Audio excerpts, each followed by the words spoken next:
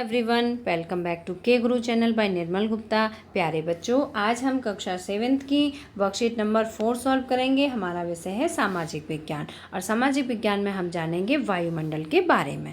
तो सबसे पहले मैं आपको एंट्रीज बता देती हूँ। आपको अपना नाम लिखना है, अपने अध्यापक का नाम लिखना है और डेट लिखनी है 2 अक्टूबर 2020। तो स्टार्ट करते हैं बच्चों आज की वर्कशीट। आज की वर्कशीट में आप पढ़ेंगे वायुमंडल के बारे में। ठीक है बच्चों, वायुमंडल क्या है? जो हमारी पृथ्वी के चारों ओर जो वायु की एक पतली परत होती है ना, उसे वायुमंडल कहते हैं ना। जो हवा होती है, हवा की जो लेयर होती है पृथ्वी के चारों ओर, उसे क्या कहते हैं बच्चों? वायुमंडल।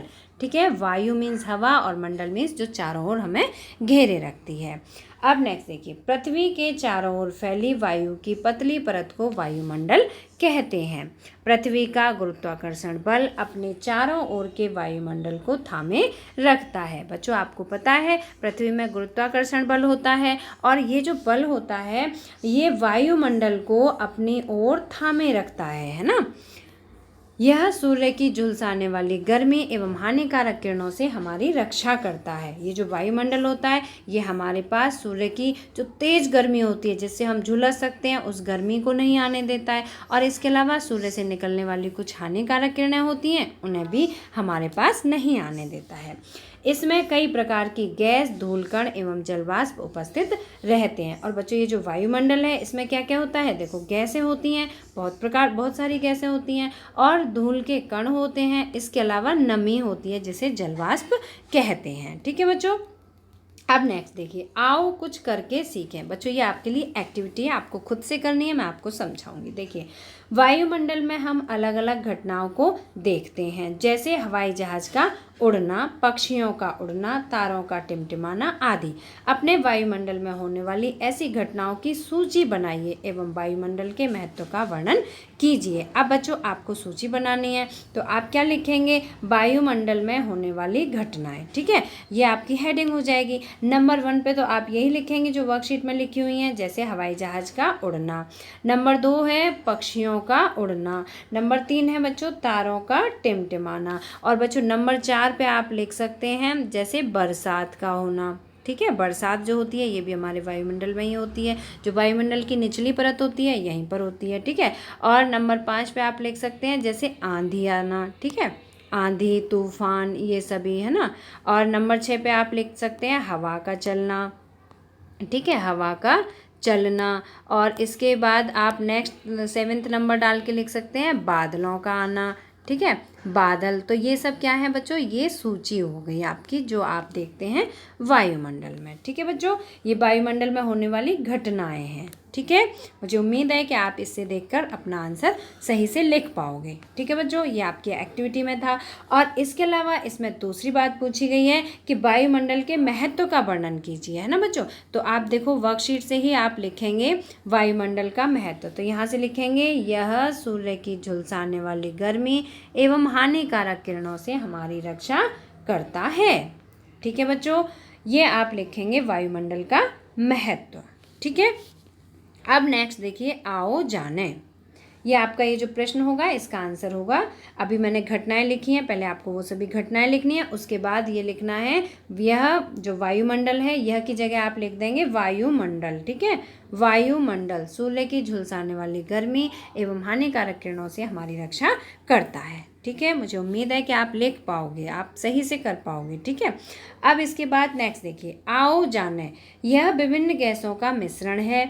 क्या विभिन्न गैसों का मिश्रण है? वायुमंडल। ठीक है, पृथ्वी के वायुमंडल में वायु लगभग 78% नाइट्रोजन और 21% ऑक्सीजन से बनी होती है। बच्चों, इसमें नाइट्रोजन कितनी होती है? 78% जो हवा है, वायु है उसमें, और ऑक्सीजन होती है 21%। ठीक है, वायु में बहुत सारी अन्य गैसों की भी छोटी मात्रा होती है, जैसे कार्बन डाइऑक्साइड, नियॉन, हाइड्रोजन आदि। ठीक है बच्चों, ये सभी गैसें भी हमारे वायुमंडल में होती हैं। ठीक है, अब इसके बाद नेक्स्ट देखिए, जीव मंडल पृथ्वी की वह परत है जहाँ जीवन मौजूद है। जीव मंडल क्या है बच्चों? पृथ्वी की वह परत है जहाँ जीवन मौजूद है।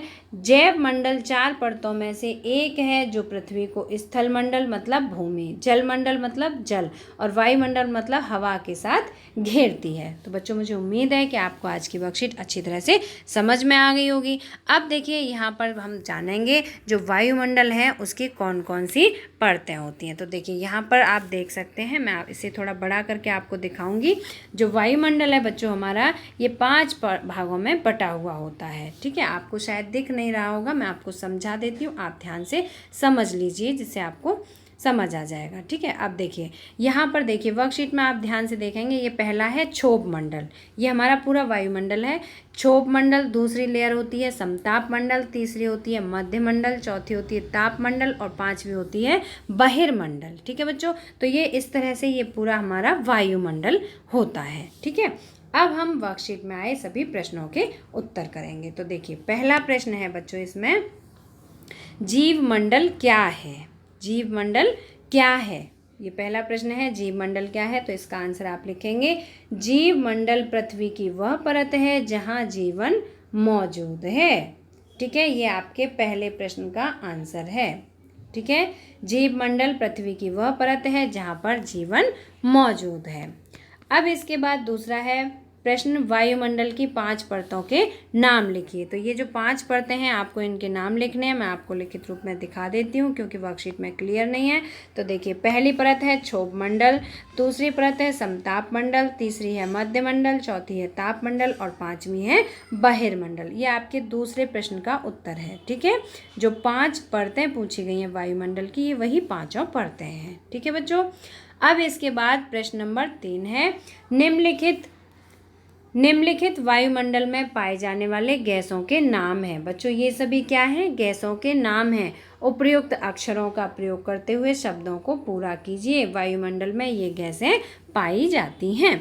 अब बच्चों देखो ये पहली गैस मैं आपको सभी लिखित रूप में दिखाऊंगी। ठीक है, 1 2 3 4 और 5। तो आप यहाँ से अपने प्रश्न का उत्तर लिख सकते हैं। तो देखिए पहली है नाइट्रोजन गैस, जो बच्चों रेड कलर से लिखा हुआ है इसमें आप देख सकते हैं, वो इसमें फिलअप्स की जगह है जहाँ आपको फिल करना है। ठीक है, तो पहला है नाइट्रोजन, दूसरा है ऑक्सीजन, तीसरा है कार्बन डाइऑक्साइड, चौथी है नियॉन और पांचवी है हाइड्रोजन गैस। तो बच्चों मुझे उम्मीद है कि आपको आज की वर्कशीट अच्छी तरह समझ में आ गई होगी, सभी प्रश्नोत्तर समझ में आ गए होंगे और आप अच्छी तरह से लिख भी पाएंगे। ठीक है, और अगर आपको वीडियो पसंद आया है तो लाइक करना, अपने फ्रेंड्स के साथ शेयर करना और अगर आपने अभी तक सब्सक्राइब नहीं किया तो हमारे चैनल को सब्सक्राइब जरूर करना, बेल आइकन को टच करना, जिससे आपको आने वाले सभी वीडियोस का अलर्ट रेगुलरली मिलता रहे। तो मिलते हैं बच्चों फिर इसी तरह की नेक्स्ट एजुकेशनल वीडियो में। Till then bye bye, good luck to all of you.